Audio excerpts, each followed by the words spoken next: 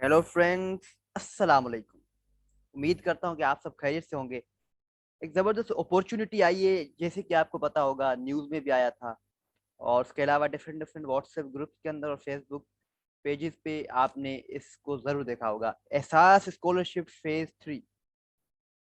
आपको बताता चलूँ, इस एहसास स्कॉलरशिप फेज़ 1 और फेज़ 2 ये वो फेजेस थे जिसमें लड़कों ने किन लड़कों ने तो मोबाइल फ़ोन लिए, किन लड़कों ने तो ये जो कारोबार शुरू किया, किन ने जो है वो लैपटॉप लिए।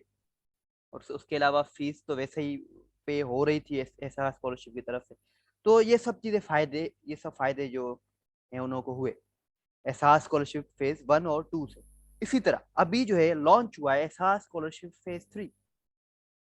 मैं अनफॉर्चुनेटली उनमें अप्लाई नहीं कर सका।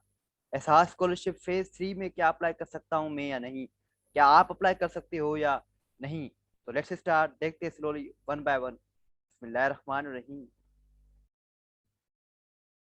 तो अब आपको क्या करना है कि यहाँ पर सिंपल आए गूगल पर और जो है वो राइट करें एहसास स्कॉलरशिप।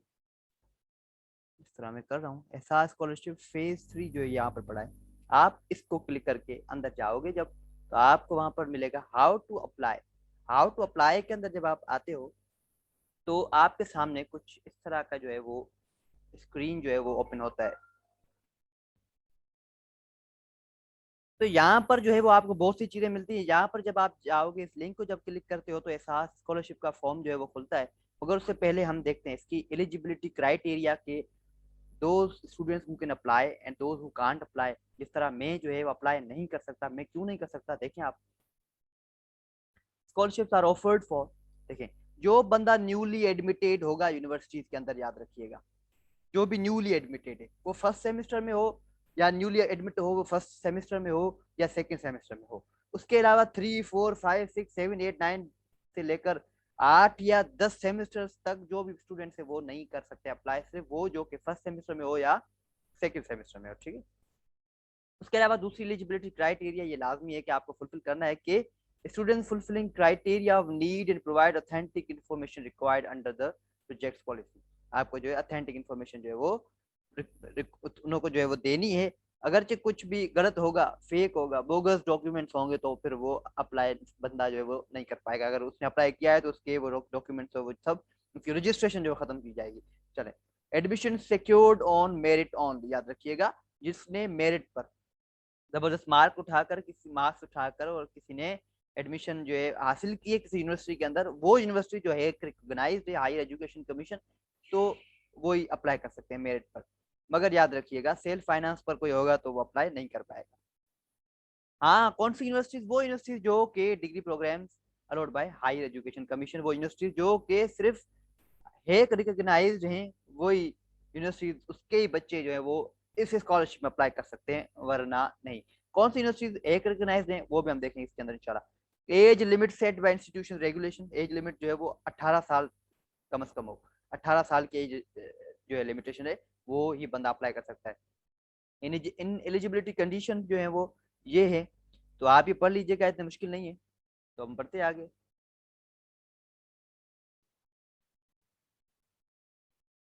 तो अब आपके सामने है लिस्ट ऑफ यूनिवर्सिटीज, वो यूनिवर्सिटीज जो कि एक रिकॉग्नाइज्ड हैं वो सारी यहाँ पर हैं। आप देखिए पहले सबसे ऊपर सिंध सूबे को रखा हुआ है, उसकी यूनिवर्सिटीज ये रही यहाँ पर, आप देखें।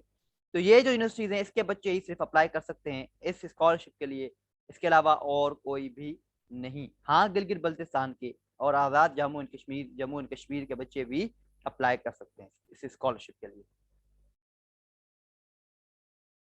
और इस स्कॉलरशिप की जो लास्ट डेट है वो है 30 नवंबर 2021। और अभी जो मैं जो भी चीज़ें स्लोली ग्रेजुअली बताने जा रहा हूँ, उससे मुतालिक कोई भी मसला हो आप मुझे इस कॉन्टैक्ट पर जो है वो कॉन्टैक्ट कर सकते हो, आप मुझे ईमेल भी कर सकते हो। ठीक है, तो आगे बढ़ते हैं। लिस्ट ऑफ यूनिवर्सिटीज को हमने देख लिया। ठीक है जी, अब ये जो लिंक पड़ी है, आप इस लिंक पे क्लिक करोगे तो आपके सामने कुछ इस तरह की स्क्रीन खुलती है। तो अगरचे आपने एहसास स्कॉलरशिप में इसका जो अकाउंट है उसमें पहले ही साइन इन किया हुआ है, तो आप अपने CNIC नंबर जो है यहाँ पर लिखें और यहाँ पर अपना पासवर्ड लिखें। You you can go inside this one. अगर आपने अकाउंट नहीं बनाया है तो यहाँ पर साइन अप पे जाएंगे, आप इसको क्लिक करें। तो ये जो चीज़ें आप इसको एक बार पढ़ लीजिएगा। इसके अंदर सिर्फ ये बातें की गई है कि अगर आप 18 साल के हैं तो ही आप स्कॉलरशिप के लिए अप्लाई करें। और उसके अलावा सीएनआईसी नंबर जो है वो सीएनआईसी जो है वो आपका अपना होना चाहिए। सीएनआईसी नहीं है तो आप जो अपने बी फॉर्म के तहत भी इस जो फॉर्म है वो उसको फिल कर सकते हो। ठीक है जी, आगे बढ़ते हैं। अपना नाम लिखें यहाँ पर। ठीक है, मेरा तो अकाउंट बना हुआ है पहले ही, मगर स्कॉलरशिप मुझे नहीं मिली। ठीक है, क्योंकि सिर्फ अकाउंट बनाया, मैंने अपनी सबमिशन नहीं की, गलती थी मेरे से। चले, उसके बाद यहाँ पर अपनी सीएनआईसी आप लिखोगे, यहाँ पर पासवर्ड लिखोगे, यहाँ पर अपने पासवर्ड को कंफर्म करोगे, यहाँ पर अपने प्राइमरी सेल फोन नंबर का जो है वो कंट्री अगर पाकिस्तान है तो दायरे पाकिस्तान होगा। ठीक है, आगे जाओगे, यहाँ पर अपना नंबर लिखोगे। उसके बाद यहाँ पर लिखोगे अपना, यहाँ पर अपना लिखोगे नंबर। ये वही नंबर है जहाँ पर आप कांटेक्ट कर सकते हो मुझे अगर कोई मसला हो तो। यहाँ पर अपनी ईमेल लिखें। ठीक है जी, और उसके बाद जब ये सब चीज़ें आप कर लेते हो तो आप यहाँ पर आओगे और इस अकाउंट को सिंपली जो है यहाँ पर साइन अप करोगे तो आपका अकाउंट बन जाएगा। ठीक है,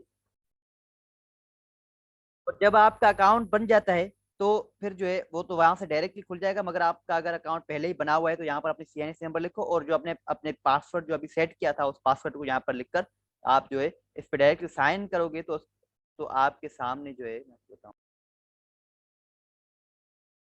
तो जब आप साइन इन करते हो तो आपके सामने जो कुछ इस तरह की खुलती है। ठीक है, तो यहाँ पर अपना पर्सनल डिटेल्स लिखोगे, उसके बाद एजुकेशन लिखोगे।